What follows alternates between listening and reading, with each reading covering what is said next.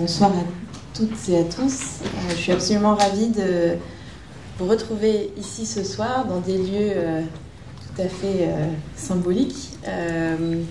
Beaucoup de choses se sont créées, se sont pensées, où il y a eu sans doute beaucoup de conversations qui, j'espère, porteront chance à la nôtre ce soir. Donc un moment d'échange avec trois personnes qui ont ensemble pensé l'exposition que vous pouvez découvrir dans les pièces adjacentes à ce salon. Une exposition donc qui prend pour point de départ un terme, cette idée de la transparence. Une exposition qui a connu un premier chapitre, une première version qui a été pensée notamment avec la Cité de la Dentelle à Calais. Donc un premier moment qui était orchestré avec les commissariats donc, de Chazier-Boucher, la Cité de la Dentelle de Calais, et Domitil Elbé ici au musée Saint-Laurent. Et donc ce deuxième moment parisien, qui n'est donc pas exactement la même chose, hein, ça va être l'objet aussi de notre dialogue ce soir, un point de départ similaire, c'est-à-dire le travail, le regard du couturier Yves Saint-Laurent sur cette transparence bien sûr du textile, mais l'effet que cela produit lorsque l'on habille une femme d'une étoffe transparente. Plein de choses que l'on va essayer de déplier ce soir. Cette exposition, on va très vite le comprendre, elle porte une certaine continuité, celle des dialogues que Yves Saint-Laurent a toujours mené avec l'art, ou plutôt les arts. Donc cette idée de la pluralité des arts, ça va être un de nos fils conducteurs.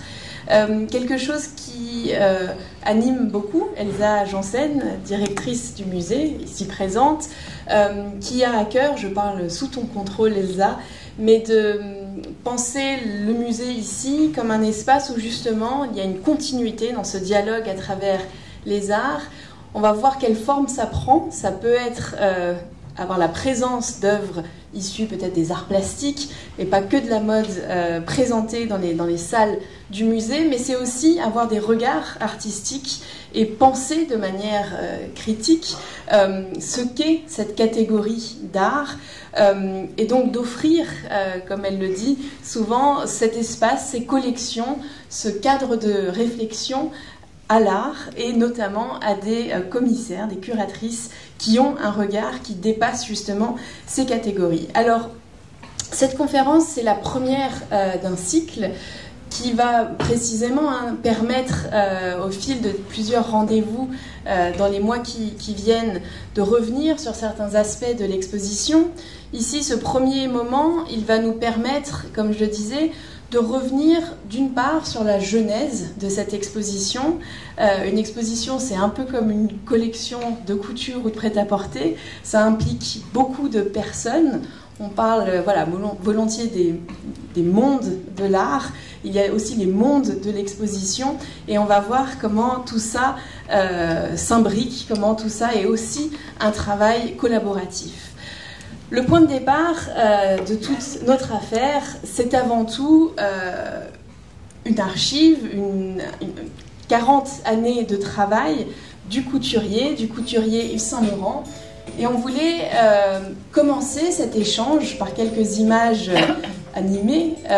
Et donc c'est ici, à travers ces films, une opportunité de voir en action de manière très incarnée une variété de modèles qui ont ponctué au cours de cette carrière particulièrement prolifique, comme on le sait.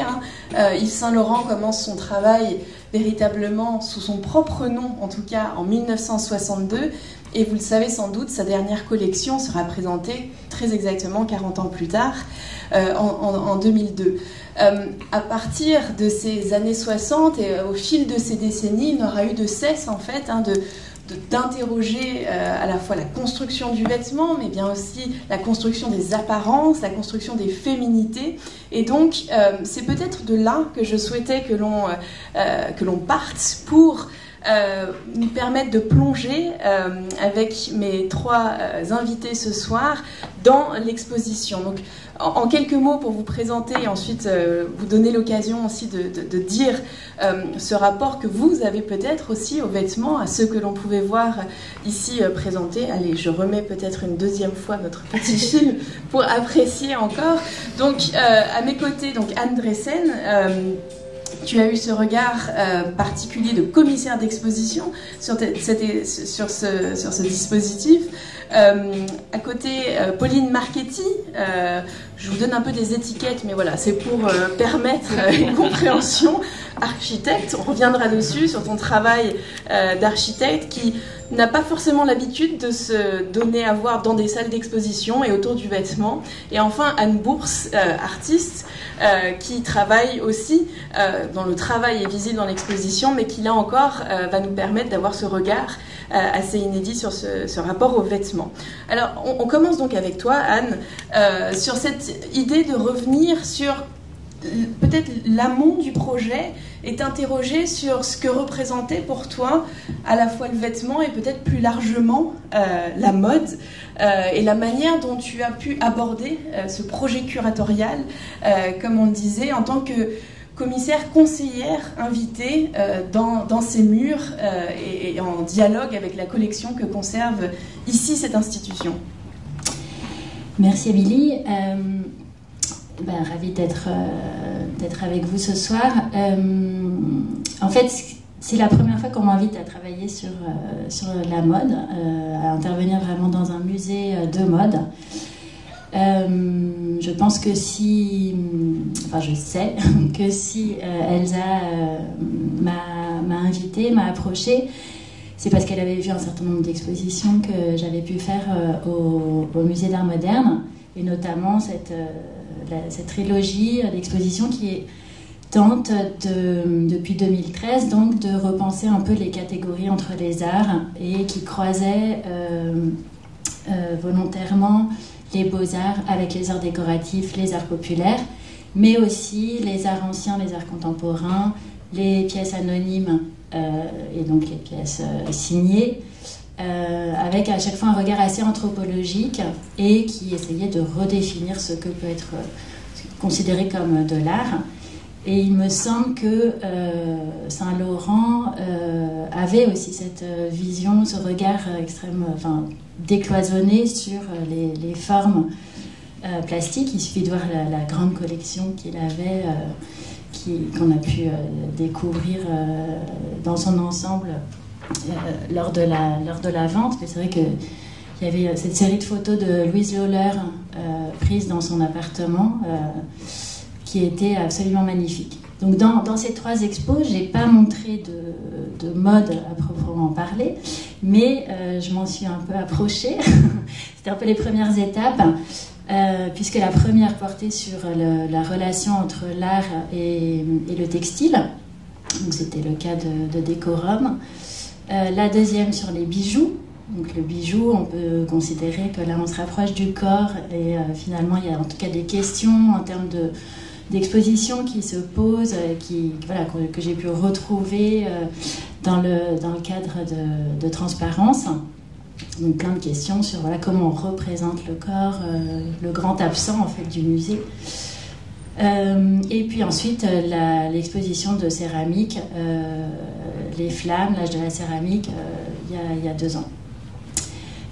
Donc pas d'exposition à proprement parler de vêtements, mais une attention à toutes ces formes d'art et une réflexion à chacune d'entre elles sur la manière de présenter ces objets, c'est-à-dire l'envie de penser d'autres modes de monstration, de repousser un peu les conventions. Et là, vous le voyez sur ces images, la volonté de, par exemple, avoir des assises sur lesquelles, des assises d'artistes. Là, c'est Franz West, par exemple, le sofa recouvert de tapis, sur lequel on pouvait s'installer. Mais aussi la question de la technique, avec ce grand métier à tisser, sur la slide d'avant, qui parle aussi de matière. Donc, cette envie de rendre aussi les choses tactiles, matérielles. donc pour Médusa, des questions aussi sur voilà, comment présenter ces bijoux, les faire comprendre dans la relation au corps, et toujours avec l'envie de couvrir ces différentes utilisations dans le temps et à travers le monde. Et donc peut-être c'est aussi quelque chose qu'on retrouve en somme avec ce projet d'une exposition qui est certes consacrée, alors qui n'est pas qu'une approche monographique, mais qui a pour point de départ le travail d'un couturier. Toi, tu as souvent eu cette habitude dans ton travail de commissariat d'exposition de prendre justement des chemins de traverse qui déjouent les catégories, qui déjouent aussi les hiérarchies, parce que quand on prend l'idée du bijou ou cette notion de... Voilà, l'exposition ici, les flammes, on n'est pas dans un récit chronologique assez canonique de l'utilisation de la céramique et autres par les artistes ou les artisans. C'est des manières d'aborder un sujet par des chemins de traverse, ou en tout cas par l'envers du décor. Je ne sais pas quelle est la métaphore qui te sied le plus, mais en tout cas de choisir des points de vue assez originaux. Ce qui à chaque fois m'a guidée dans le choix des thématiques et des médiums, c'est en fait les artistes. Et ça invite vraiment à penser justement ces catégories, ces cloisonnements de manière différente. Là, on voit par exemple le vase de Matisse qu'il a réalisé avec André Mettet. Voilà, en fait, on se rend compte, si on regarde d'un peu plus près, que beaucoup d'artistes, et même les artistes de la modernité, ont créé des œuvres fonctionnelles et se sont intéressés au décoratif. Donc même eux se sont émancipés, si on les regarde d'assez près, ils déjouent eux-mêmes ces catégories.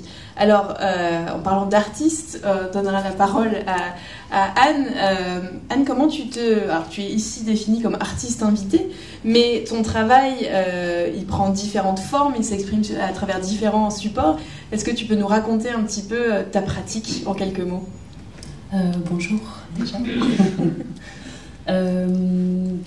Oui, je suis bien d'accord avec ce qu'Anne Dresson a dit sur les artistes qui font aussi des choses fonctionnelles, ou plus ou moins fonctionnelles dans mon cas, en tout cas, parce que j'ai un aller vers les objets dans mon travail. Enfin, là-bas, c'est du dessin, mais j'ai un aller vers...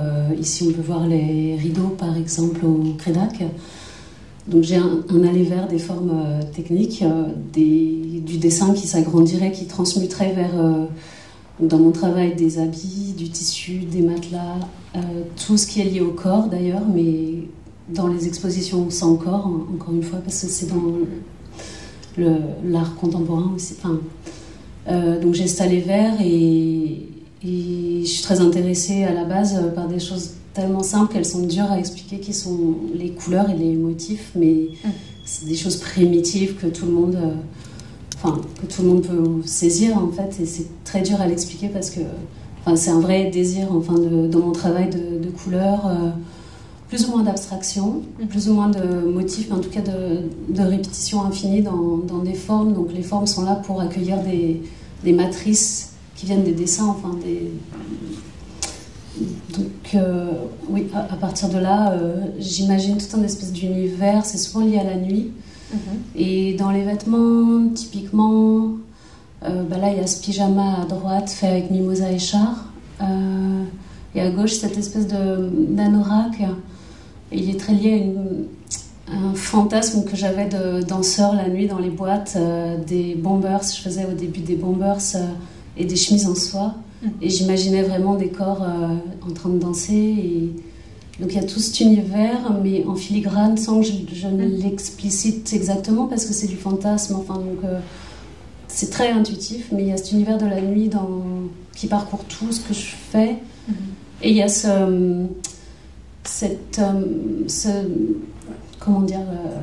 manière d'écrire du dessin qui est vraiment du répétitif, qui se rapproche peut-être de l'ornement, du décoratif, comme on a l'habitude de le voir quand on réfléchit à l'histoire des textiles, à l'histoire des ornements qui se déploient sur ça soit alors souvent sur les atours féminins, mais pas que. C'est vrai qu'il y a une très riche histoire de ces registres décoratifs dont toi tu te plonges dedans et tu les déplaces là encore, parce que là on voit en effet des vêtements, mais peut-être que ce mot de mode en soi, c'est pas forcément quelque chose que tu revendiques, mais c'est vrai que quand on regarde ton travail, cet intérêt pour le textile, cet intérêt pour la couleur, le décoratif, et parfois pour des formes vestimentaires, un peu comme ce qu'évoquait Anne, c'est des chemins de traverse aussi. Exactement. Qui nous permettent de circonscrire un petit peu un territoire, ou en tout cas un cadre de pensée autour des apparences, on va dire, vestimentaires. Mais donc, pour toi, alors on va vite comprendre aussi pourquoi tu es ici présente ce soir, c'est que certaines de ces œuvres, et on va revenir sur la manière dont les œuvres de Anne Bourse, parce que vous avez suivi, on a 2 Anne ce soir, donc Anne B et Anne D. Donc Anne Bourse a une série d'œuvres présentées dans l'exposition, ça a été le résultat, on le verra, d'un dialogue autour de la curation de ce parcours. Pour toi, est-ce que c'était un peu surprenant de te retrouver associé à un projet d'exposition dans un musée de mode, pour le coup? Oui, au début, oui. Mais ça m'intéresse... c'est souvent des choses qui m'ont intéressée dans mon travail, où je faisais des choses un peu fictionnellement et le réel revenait vers moi. Ça m'est arrivé j'avais un Tumblr par exemple, et je faisais référence à des clubs plus ou moins imaginaires, et des vrais clubs sont revenus vers moi pour m'embaucher fictionnellement. Enfin, disons que j'aime bien être dans des emplois fictifs.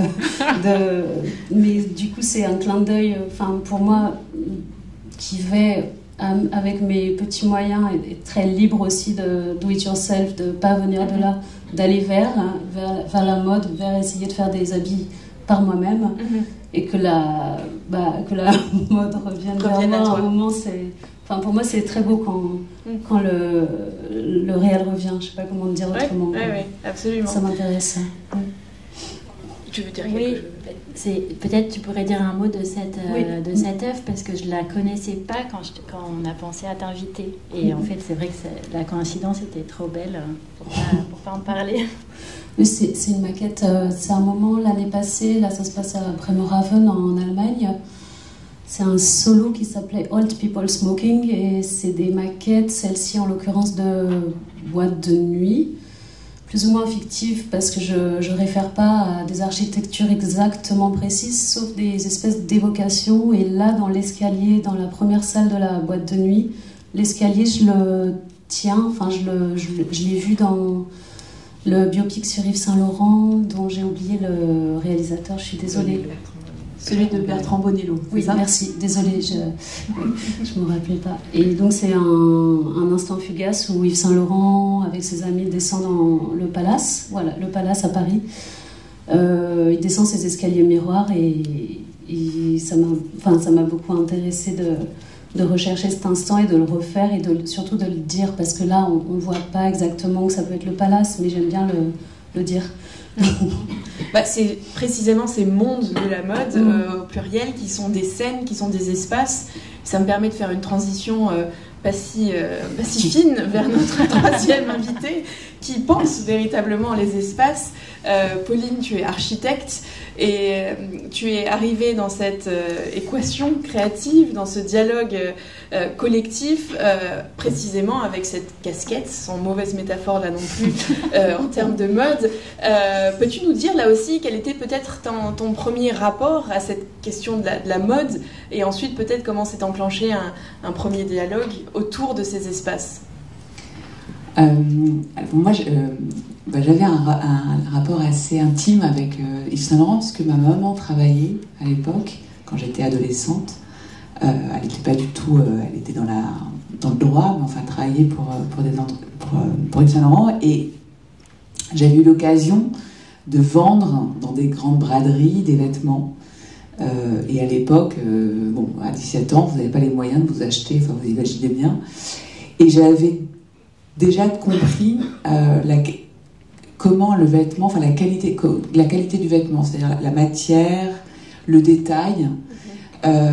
Et ça m'avait marqué, et je pense que, alors c'est complètement inconscient, mais dans ma pratique d'architecte, c'est des choses qui reviennent, c'est-à-dire que la matière de l'architecture et le détail de construction, la façon avec laquelle on crée des univers, on crée des espaces de qualité, sont pour moi extrêmement liés à ces deux aspects de l'architecture, et pas une forme, mais bien un savoir-faire. Et je crois que ce que Saint-Laurent en fait avait en lui, c'était ce savoir-faire, cette maîtrise fantastique, et la poésie après de son travail vient de cette très grande, ce grand savoir-faire. Et j'aime bien l'idée de se dire que c'est un grand artiste, mais c'est aussi un grand couturier. Et voilà. Et dans mon travail, c'est un peu de ça dont il s'agit. Donc tu veux dire même dans une approche technique. Donc, dans une approche technique, exactement. Bah là, juste avant, là, vous avez vu une image d'un bâtiment qu'on a construit à côté de la gare Saint-Lazare, et c'est un bâtiment somme toute d'une architecture assez banale, et je crois que j'aime beaucoup aussi cette idée-là du quotidien. Enfin, tu disais tout à l'heure des choses qui me parlent beaucoup, et même Anne, dans la façon avec laquelle tu curates tes expositions pour revenir à des arts plus populaires. Là, c'est un hommage à Monet, et tout d'un coup, ce vert qui devient coloré, vient habiller une façade qui, somme toute, est une façade de bureau et qui n'est pas si extraordinaire que ça dans son programme. Et ces matériaux, c'est toujours une façon de les mettre en œuvre, de les scénographier pour créer des effets et donner un peu des lettres de noblesse à des programmes qui ne le sont pas forcément. Oui. Là, la deuxième que vous allez voir ensuite, c'est exactement le même type d'attitude, puisque ça, c'est un parking.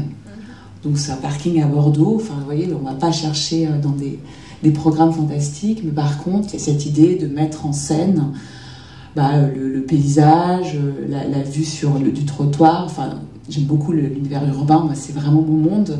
Je trouve que c'est absolument fantastique, la richesse des expériences qu'on peut vivre en ville. Donc, le miroir, et vous allez comprendre ensuite qu'effectivement, c'est une matière qu'on a utilisée que j'ai utilisée dans l'exposition. Là, c'est encore un miroir à l'entrée d'un bâtiment public qui met en scène l'entrée et les sorties des personnages qui rentrent dans ce bâtiment. Alors la dentelle, le textile, la transparence pure, puisque là il s'agit aussi des filtres et des couches qu'on vient mettre en scène pour comme ça donner une profondeur à un programme qui est en fait une boîte, parce qu'il s'agit ici d'une salle, c'est une aréna, donc en fait il n'y a pas de lumière, pas de fenêtre. Donc comment on fait pour donner comme ça un esprit et à une légèreté à un bâtiment qui a priori n'en aurait aucune. Donc là on a utilisé la résille, avec là vous voyez un détail, et le travail de la lumière et de l'ombre et de la lumière, qui sont pour moi une matière de l'architecture en soi. Et puis la transparence. Dont la transparence. Du textile à l'architecture. Ça, c'est le siège des éditions Hachette, où c'est la feuille de papier qui nous a inspiré et qui devient comme ça à l'infini une matière, une transparence, enfin des filtres qui s'accumulent et qui sont aussi des moyens comme ça de magnifier un peu des bâtiments. Là, vous voyez le revers du bâtiment de tout à l'heure. On voit bien le travail de l'ombre et de la lumière dans des espaces très banals aussi. Et donc, en fait, quand tu as abordé le projet, on dépliera justement tous les contours de ton implication. Tu venais aussi au textile, à la mode, aux vêtements, à cette structuration de l'étoffe sur des corps. Alors, pas forcément toi avec une expérience de ces vêtements-là, mais tu avais avec ce bagage, en fait, d'un rapport à la construction, à l'ornement, qui finalement est, somme toute, le même vocabulaire. C'est ça qui t'a porté aussi vers ce dialogue. De toute façon, c'est vraiment l'expérience du corps qui nous anime. On a monté d'ailleurs tout un travail autour de ces questions-là. Et l'expérience du corps, c'est l'expérience du mouvement, c'est l'expérience de l'équilibre. C'est des choses qui sont extrêmement instinctives. Et il était pour moi évident que quand on allait travailler sur cette exposition, il fallait qu'on arrive à retrouver... parce que justement ces corps sont absents, c'est ce que disait Anne très justement, il fallait qu'on retrouve comme ça une espèce de mouvement, quelque chose qui nous permette d'avoir en tête ce que la transparence peut provoquer comme effet sur un corps animé. Ouais. Alors, il me semble qu'assez vite dans votre échange, il y a quelques références historiques, et certaines plus contemporaines, qui vous ont réunis à partir de ce mot-clé de la transparence, et vous avez choisi notamment de nous partager deux vues de deux espaces qui sont a priori assez loin l'un de l'autre.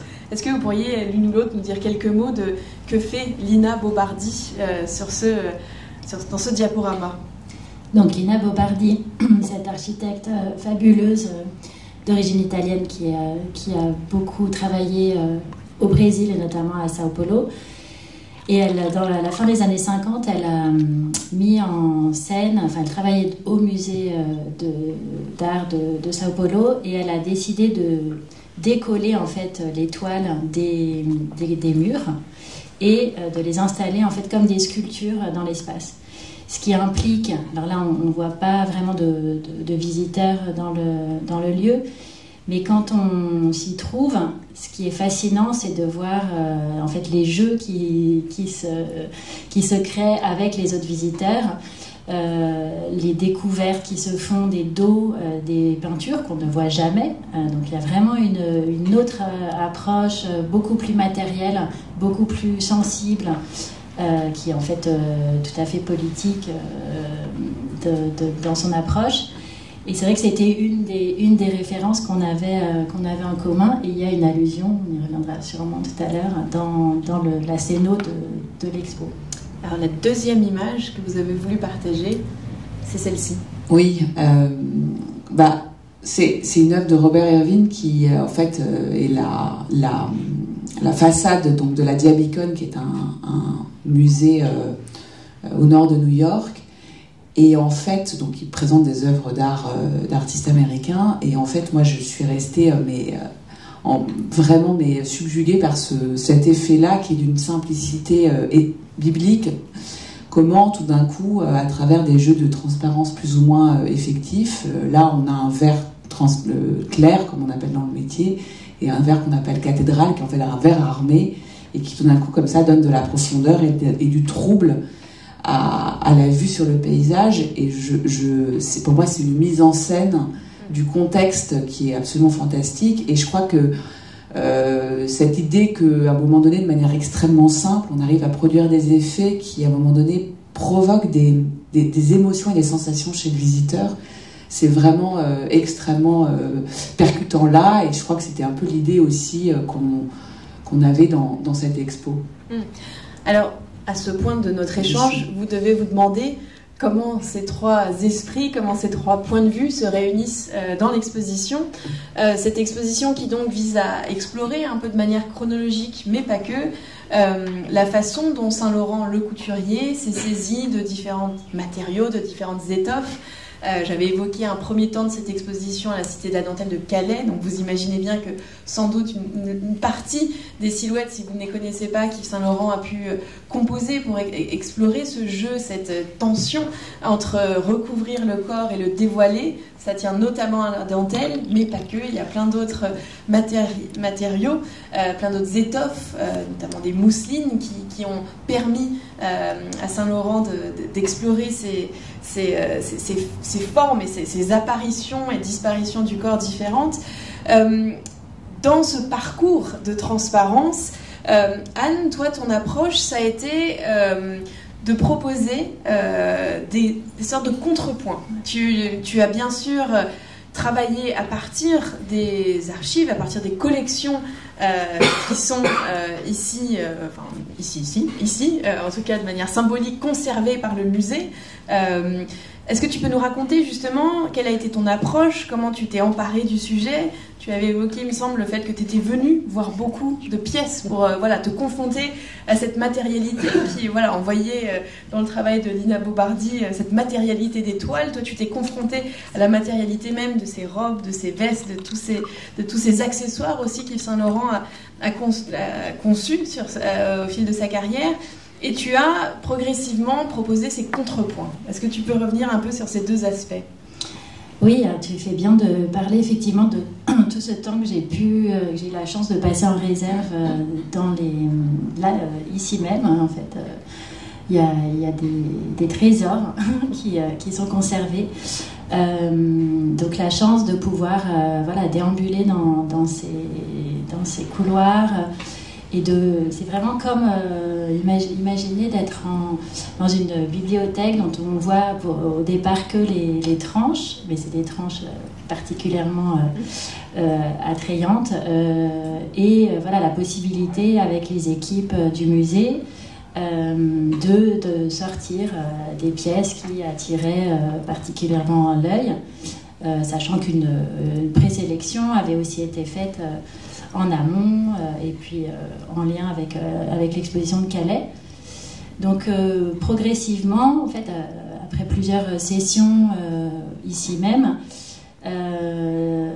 un chapitrage en fait en 5 parties a commencé à se dessiner, avec l'envie, en tout cas comme introduction ou comme première section, d'évoquer ces effets de matière. Parce qu'en fait, il n'y a jamais de transparence littérale, de transparence intégrale. On a d'ailleurs voulu ouvrir l'exposition avec cette photo, cette fameuse photo de Saint-Laurent nu. Mais en fait, il est le seul qui se met à nu. Les vêtements de femmes sont toujours en partie transparents. C'est des effets vraiment de matière qu'il réussit très subtilement à créer. Donc la première partie, effet de matière. Et donc j'ai effectivement, c'était l'invitation d'Elsa, c'était de proposer, si ça faisait sens, des contrepoints d'artistes contemporains. Finalement, c'est devenu moderne et contemporain.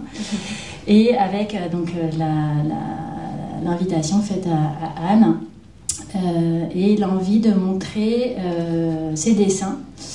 Une dizaine de dessins qui donc n'étaient pas du tout là non plus c'est pas du tout une interprétation de la transparence littérale. C'est vraiment des jeux de superposition. C'est effectivement des motifs qui ne sont pas non plus de Saint-Laurent. Enfin, c'est vraiment, il n'y avait pas du tout l'envie de coller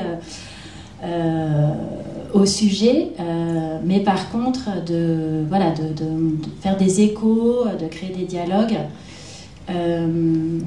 qui me semblaient intéressants dans cette matérialité, encore une fois, le côté, les motifs très, très beaux que Anne fait. Seconde section de l'exposition, c'est les transparences ajourées.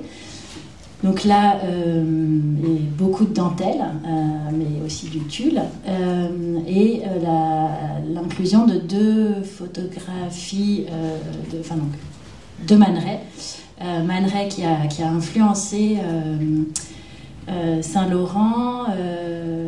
Là, par exemple, on voit la photo que Sief a fait plus tard d'après une photo de Man Ray avec cette robe dos nu qu'on présente aussi dans l'exposition. Et puis donc dans l'inclusion donc de deux photos de Man Ray, un riogramme et un effet de transparence par temps de pause assez long où finalement on a l'impression que le corps bouge. Le corps bouge et on en voit l'empreinte en fait sur l'image. Série de photos de mode que Man Ray avait fait, donc deux dimensions de son travail qui se retrouvent en hiérarchie aussi, c'est-à-dire le travail artistique de Man Ray, le travail de commande, cette éternelle discussion de qu'est-ce qui est de l'art, si c'est du travail de commande, est-ce que ça rentre aussi dans ce corpus plus officiel et légitime de production artistique. Et donc tu as tout mélangé. Voilà, à mon habitude. Et on a aussi mélangé, tu peux peut-être montrer la slide, pas celle-ci mais la suivante. Celle-ci Non, on voit les... Non, on la voit pas. On a aussi présenté les accessoires, voilà, c'est ça. Les accessoires de Saint-Laurent, de rive gauche ou de couture d'ailleurs. Et ça aussi, c'était très important pour moi qu'on ait aussi la joie de les voir associés. Et il y a eu ça c'est toujours le cas quand on fait des expositions, mais il y a aussi des sortes d'effets magiques où en fait on n'avait pas forcément anticipé. Et là par exemple la nature morte de Man Ray avec cette main en bois qui finalement se retrouvait en vis-à-vis de ces gants magnifiques. Et voilà, donc ça perpétue et multiplie les effets d'écho. Donc c'est les regards que l'on porte à nouveau, c'est-à-dire qu'on passe de Man Ray à l'objet tangible dans la vitrine, et tu nous invites justement à la fois à décloisonner, mais à faire circuler notre regard et à nous interroger là encore sur les effets de miroir, pour le coup, on reviendra sur les miroirs. Voilà, je fais des petits teasings. Et donc en plus de Man Ray, l'envie de montrer aussi les dessins que Saint-Laurent avait faits, très inspiré par Goya, dont il possédait d'ailleurs un tableau. Et donc, si vous allez dans l'atelier de Saint-Laurent, vous voyez aussi une partie de sa bibliothèque. Et c'est vrai qu'elle est pleine de livres d'art, pleine d'artistes. Vous connaissez très certainement sa robe Mondrian. Enfin, voilà, donc ces références en fait aux artistes et à l'art étaient très vastes là aussi. Et ça nous a tenu à cœur de montrer aussi les dessins qu'il a pu faire d'après Goya pour des pièces de théâtre notamment, mais qu'on peut retrouver dans un certain nombre de silhouettes en dentelle. Alors si on continue de circuler, on commence à rentrer un peu de l'autre côté du miroir, ou en tout cas dans cette salle qui donne là encore des dialogues visuels assez frappants. On retrouve, vous reconnaîtrez peut-être cette silhouette assez iconique, c'est celle de la danseuse américaine Loie Fuller qui performait cette danse serpentine en 1900 à Paris, dans un film qui a été recolorisé, ce qui souvent le rend plastiquement encore plus fascinant, voire hypnotique, et après qui s'ancre dans une réalité, parce que Loie Fuller avait pensé des dispositifs assez fous en réalité, de projection de lumière colorée. Comment est apparu Loie dans ton parcours et dans tes recherches, et pourquoi tu l'as convoqué ici dans cette pièce? Alors c'est une discussion qu'on avait eue très tôt avec Elsa et Pauline sur l'envie de montrer des vêtements, et notamment ces mousselines, donc très aériennes, qu'on imagine bien virevolter sans mannequin, justement, en essayant. Alors on a même rêvé un moment de pouvoir utiliser des ventilateurs pour qu'ils s'animent.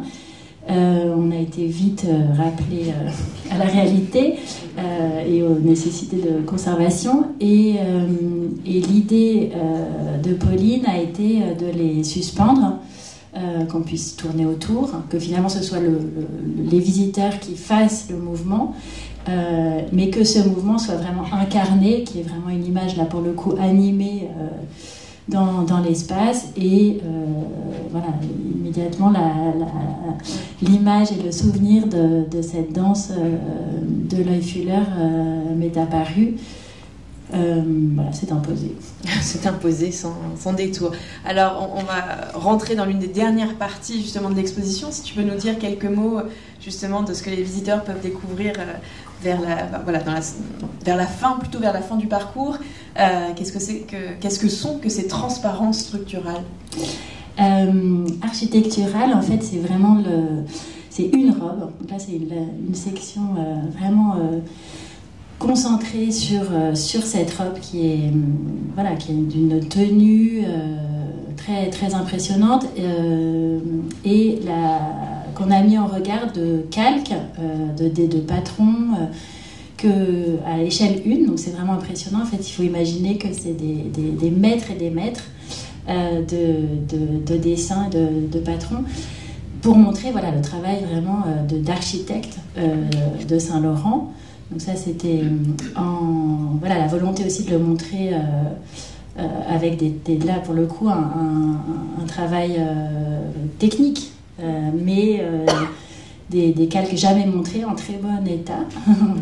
Et donc une autre facette finalement de son travail de dessin.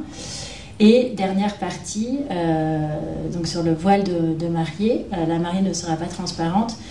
où là, de la même manière que l'œil Fuller s'était imposé, c'est vrai que Picabia et sa série très célèbre des transparences m'a aussi semblé indispensable. Et ce que je trouve fascinant dans ces peintures de Picabia, c'est qu'en fait, plutôt que de percer à nu et au jour les personnes qu'il portraiture, c'est finalement toute leur ambiguïté, leur complexité qui apparaît.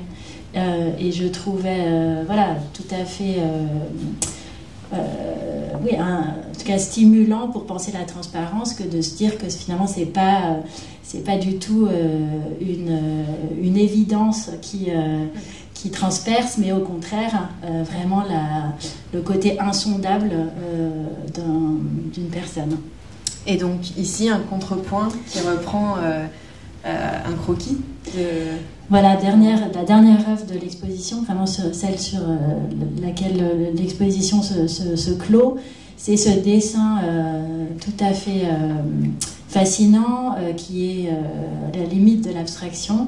Donc ce croquis d'un voile qui, lui aussi est totalement énigmatique et qui, d'une certaine manière, rappelle que la femme doit être libre de se couvrir ou de se découvrir, de se révéler ou de se voiler.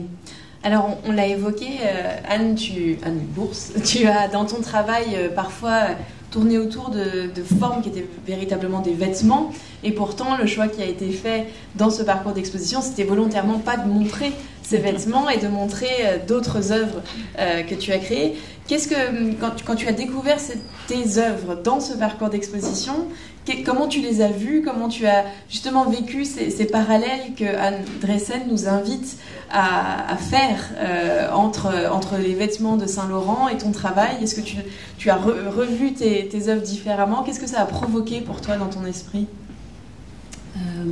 Ça m'a rappelé à quel point les dessins, c'est vraiment des choses qu'on peut faire partout, et enfin, j'ai l'impression que dans le dessin, on peut tout penser et voir apparaître des choses qu'aucun autre médium ne peut permettre. C'est sa particularité d'être très dans la tête, enfin d'extraire de la tête des choses qui sont, je sais pas, comme une écriture, mais pas avec des mots, et que, enfin, j'ai une fascination moi pour le dessin, pour saisir à quel point c'est parfois, je sais pas comment expliquer, la porte d'entrée d'une réalité tangible, un peu disparaissante, enfin qu'on peut y attraper quelque chose qui est très subjectif, qui reste très libre à chacun, et on les a accrochés dans l'espace comme cette ligne avec des vides. C'est des dessins qui sont tous des dernières années, mais ces vides permettent aussi des espèces de points de désappui. Enfin, il y a comme pas une narration, mais il y a quelque chose comme un petit déplacement, un petit voyage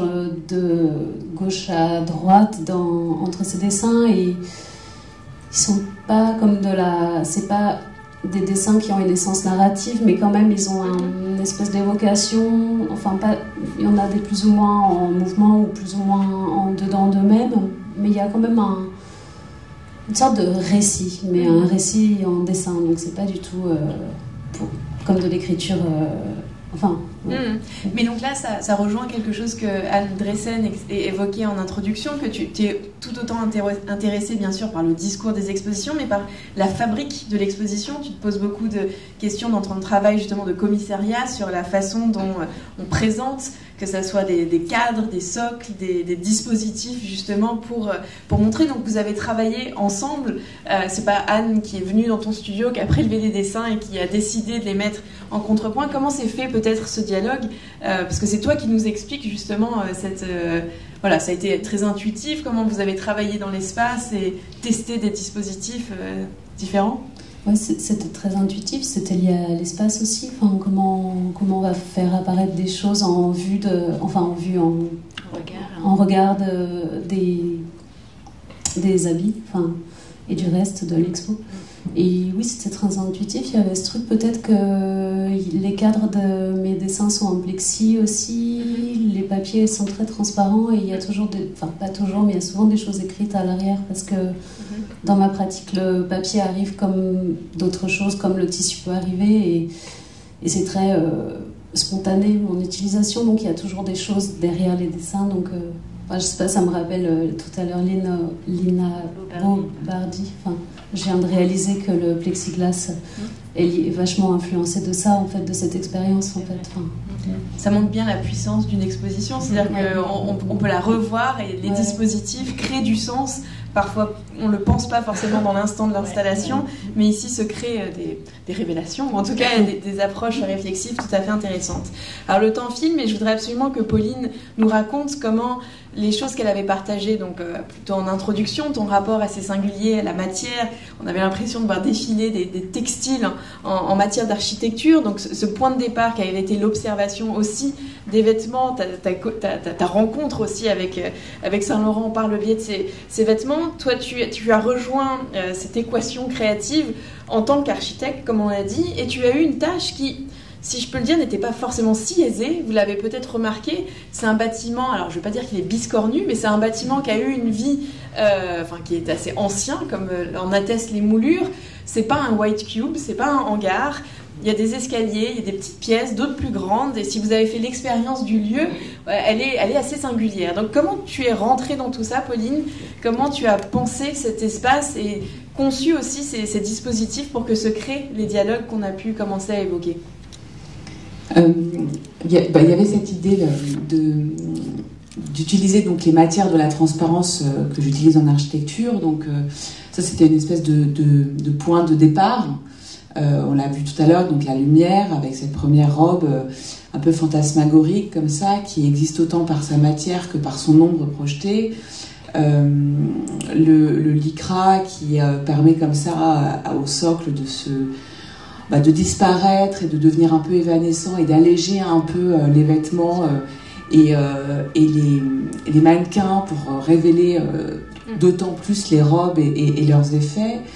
Il y a là-haut, donc dans cette fameuse salle, il y a peut-être dire un mot là sur effectivement sur ce que tu peux y aller, sur effectivement ce que Anne disait tout à l'heure, qui était et cette rencontre heureuse entre le rhéogramme de Man Ray et ses gants, mais ces masques aussi qui sont arrivés comme ça, comme par enchantement un jour, sortis des collections, on a découvert ces masques et c'est d'une poésie. Il y a quelque chose qui est quand même assez extraordinaire dans le travail de Saint-Laurent, c'est son côté contemporain. Moi, j'ai eu un plaisir inouï à me plonger dans cette exposition, surtout en pensant à cette époque, à l'époque dans laquelle il créait les vêtements, et en les pensant aujourd'hui, et en me disant à quel point il était important de montrer la transparence et son travail aujourd'hui. Tu l'as dit tout à l'heure quand tu parlais des voiles, de dévoiler, mais je crois qu'il faut le dire, c'était vraiment, même pour quelqu'un qui est un peu en dehors du monde de la mode et de l'art, parce que l'architecture est un art, mais bon, on pourra en parler, mais il est quand même très utile pour le coup. Je ne l'aimais pas, mais c'est une autre forme d'utilité. Bref, c'était vraiment hyper nourrissant, enfin, c'était très riche en expérience et autant j'ai peut-être influencé la scénographie de ma pratique d'architecte, autant je pense que vraiment ce travail de scénographie va m'inspirer aussi dans mon travail d'architecte. Et quand on monte là-haut, ces robes, ce que Anne a très bien expliqué tout à l'heure, cette salle là-haut, c'était un podium assez classique, somme toute, où on voyait les robes de devant et ça me paraissait évident qu'il fallait pouvoir voir à travers. Le miroir est, vous l'avez compris, un matériau que j'utilise beaucoup parce qu'il est fantastique dans la diversité des effets qu'il produit avec une simplicité biblique de mise en œuvre. Donc en plus, j'aime bien ce côté bricole et puis ces effets qu'on peut produire. Et dans cette salle, c'est vraiment l'idée d'essayer de mettre en mouvement des robes qui, pour autant, ne le sont pas, puisque, comme on l'a dit tout à l'heure, il est impossible de mettre en mouvement ces textiles qui sont extrêmement fragiles. Et le regard, la mise en regard d'une œuvre avec les vêtements, ce travail de relation, c'est vraiment quelque chose qui, moi, est dans ma pratique au quotidien, parce que quand je vais chercher des références dans mon travail d'architecte, je les trouve jamais dans les architectes. Ah oui. Jamais. Ça va être de la photo, ça va être de l'art, ça va être des œuvres picturales, ça va être des expériences du quotidien. C'est très rarement des œuvres d'architecture. Et pour avoir travaillé avant déjà avec Elsa et connaissant un peu cette passion qu'elle a pour justement mettre en regard différentes pratiques, c'est extrêmement enrichissant aussi d'avoir pu le faire de cette manière-là. Et de manière assez simple finalement, parce que si on pouvait en parler encore longtemps, je pourrais vous expliquer à quel point les effets qu'on produit sont finalement faits de manière assez simple. Ouais. On ne va pas chercher, voilà, ça n'a pas été des grands effets, des grands mouvements d'architecture, c'est pas du tout. Alors, le temps file et c'est terrible quand on a autant d'histoires à partager. Je voulais peut-être vous entendre sur une dernière note, un peu en forme de conclusion, avant que bien sûr on ouvre au public. Ce parcours, vous l'avez tout dit, il y a eu des moments un peu, peut-être pas d'épiphanie, mais des accidents heureux, des dispositifs, des choses qui se produisent comme ça. Est-ce que vous pourriez peut-être chacune partager une découverte ou une surprise, un étonnement, à la fois sur le travail que vous avez présenté là et aussi sur la façon dont vous avez appris vous avez côtoyé Yves Saint-Laurent, mine de rien, alors son esprit, son œuvre bien sûr, pendant plusieurs mois. Avec quoi vous êtes repartis finalement de ce projet ensemble? L'envie de continuer à montrer des vêtements, de continuer de croiser les arts entre eux, l'envie de pousser toujours les limites des conventions de monstration, tout en accueillant aussi des hasards heureux. Là, il y a eu par exemple dans cette dernière salle des effets comme les vitres des vitrines sont extrêmement réfléchissantes. On a eu peur à un moment que les robes s'annulent les unes les autres du fait des reflets. Et en fait, c'est incroyable, là encore, magie des accrochages. Elles se superposent de manière quasiment identique. Et donc, ça crée un effet de transparence vraiment heureux, quoi. Donc, voilà, toujours envie de continuer. Et peut-être qu'une des surprises que j'avais pas du tout anticipées, c'était, donc, je l'ai dit, la volonté de montrer des pièces de rive gauche avec des pièces couture. Et en fait, très souvent, je me suis surprise. Prêt à porter et haute couture. Et en fait, très souvent, c'était impossible pour moi de distinguer l'une de l'autre. Et parfois même, je me trompais dans la. Donc là aussi, je trouve que c'est très fort de la part de Saint-Laurent d'avoir déjoué finalement aussi là ces catégories. Toujours, on en revient à déjouer les catégories. Alors, Pauline, peut-être nous raconter quelque chose. Alors, je ne sais pas si c'était une surprise, un étonnement, mais en tout cas, ça raconte de manière assez tangible ce que j'ai essayé de dire. Voilà, j'ai utilisé le mot biscornu, c'était peut-être pas très heureux, mais en tout cas, ce plan d'une architecture historique. J'imagine, les projets que tu nous as montrés avaient l'air assez contemporains. J'ai l'impression que souvent, ton geste architectural part, sinon de rien, en tout cas peut-être d'un terrain vierge. Ici, c'était assez différent. C'était très différent. Je crois que... Donc là, vous voyez des maquettes que j'ai présentées à l'équipe quand j'ai présenté les premières esquisses de scénographie. À l'agence, on fait beaucoup de maquettes, donc ça paraissait assez évident. Pour tester des effets, peut-être celle d'après... voilà, et vous voyez les maquettes qui ont été faites. Donc là, celle-ci, elle date de septembre dernier. Et donc, quand on voit la maquette et qu'on voit le résultat, on voit que finalement, on n'est pas très loin de ce qu'on avait imaginé au départ. Et pour en revenir à ce que tu disais sur le nouveau et l'ancien, moi j'ai énormément d'affection pour la réhabilitation dans mon métier, qui est en fait le travail du déjà là, et trouver des moyens de mettre au goût du jour et de trouver une façon de reprendre des bâtiments et de les transformer à partir de ce qui existe déjà, parce qu'en fait ça nous donne un contexte qui est fantastique pour la créativité. En fait, c'est paradoxal à comprendre, mais on est beaucoup plus créatif quand on a des contraintes et des contextes que quand on part de rien. Peut-être ça qui fait aussi peut-être des artistes qui n'en sont pas.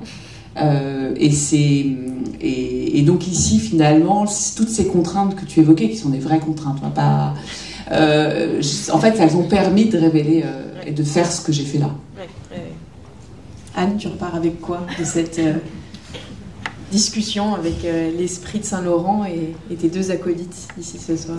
Les manières d'installer les robes, enfin les habits, c'était vraiment très beau pour moi, et notamment en haut, à côté du bureau Yves Saint-Laurent, enfin l'espace miroir où elles sont flottantes. Et je sais pas, ça va me travailler petit à petit, mais de mon côté, et ça n'a pas vraiment à voir, mais si, puisqu'on y pense. Enfin, j'ai acheté un métier à tisser, donc je me lance. Voilà. Mais j'aime beaucoup le tissu, enfin très très bêtement, j'aime vraiment, enfin l'idée d'en faire moi-même, et j'ai des fils nylon argentés et dorés, et j'ai des désirs voilà, de transparence, enfin d'espèces de tissus ajourés un peu, qui sont très fragiles et qui seront très vulnérables, parce que c'est moi qui les fais et que je ne sais pas faire. Vous voyez, tout un truc comme ça. Et je crois que l'expo va enfin le travail d'Yves Saint-Laurent, vu ici, va m'aider à y penser, quoi. T'accompagner. Ouais, voilà. Peut-être comme mot de la fin, si, selon vos envies aussi, Anne a commencé un tout petit peu de le faire, de nous raconter une suite.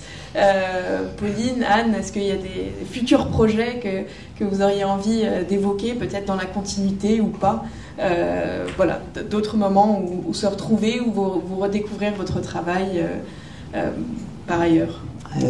Oui, alors bon, moi je suis architecte, donc à laisser éloigner quand même, ça va être des bâtiments, ça va être des choses comme ça, donc, mais pour en revenir à l'expérience de l'SNO et de la suite, j'ai un amour infini pour la scénographie.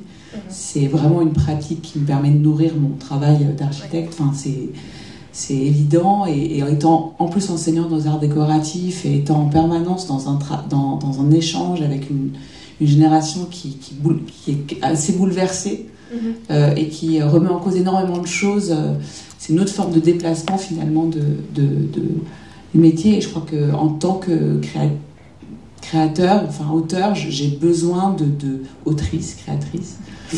J'ai besoin, parce que maintenant bien sûr, et j'ai besoin voilà, j'aimerais beaucoup encore avoir d'autres occasions de travailler, donc voilà. Non, moi, engagée là dans une thèse qui porte sur la notion d'art pluriel, je pense que le vêtement va, voilà, doucement mais sûrement ressurgir. Et puis ce projet implique, ça s'appelle Sortir de la réserve, et implique de passer vraiment beaucoup de temps dans plusieurs réserves de collection publiques, avec à chaque fois l'envie de voilà, s'inspirer d'autres types de classements en fait, que ceux qu'on trouve habituellement dans les accrochages. Pas pour les mimer tels quels, mais pour juste stimuler d'autres rapprochements possibles. Donc voilà comment ça continuera de m'accompagner. Formidable. Plein d'autres projets à venir. Je pense qu'il faut remercier Elsa d'avoir eu l'idée d'assembler ces trois esprits, ces trois femmes, toutes engagées dans un dialogue avec la création, chacune à leur manière. Et voilà, je vous remercie vous aussi d'être venus ce soir nous écouter, et peut-être que voilà, une fois les micros reposés, je pense que les questions peuvent être prises parfois de manière un petit peu moins informelle. Je sais que c'est voilà, un peu plus intimidant. Merci beaucoup, et je pense qu'on se reverra.